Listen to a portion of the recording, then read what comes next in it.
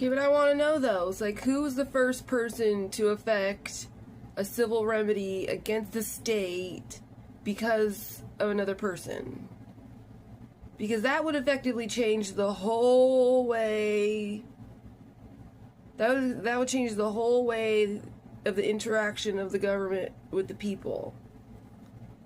Because if somebody, like the first person that forced the government to make a payout for them because of some failure in their regulation of the welfare of the people or something.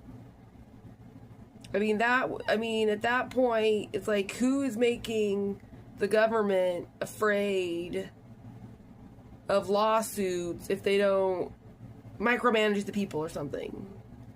Because at some point, they had to be forced into micromanaging the people. They had to have been. That's all I can really think. Because then also I'm thinking, the thing about being a contractual heir is that the contract defaults to the legitimate state because of the legitimate functions, the legitimate delegation of authority in incorporating an entity, right?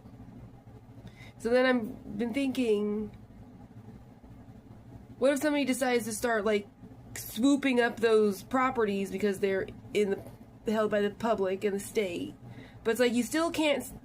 But see, in the Bill of Rights, if the state is going to even entertain that, and you're going to take the building from someone like me that's the holder, then they would still have to enumerate me. So then the state is stuck paying both people. It's like you have to give this person the building for some kind of civil remedy. But remember, we don't have civil rights, right? Right? Anyway. And then they would have to enumerate me for my loss because now they're using it as a public, set off payment for somebody else, right?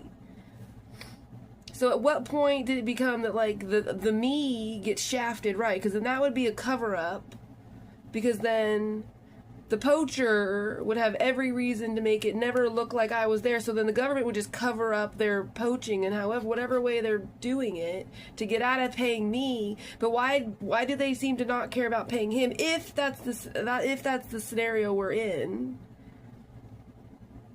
But either way, it seems like in every way I look at that, it would still be color of law.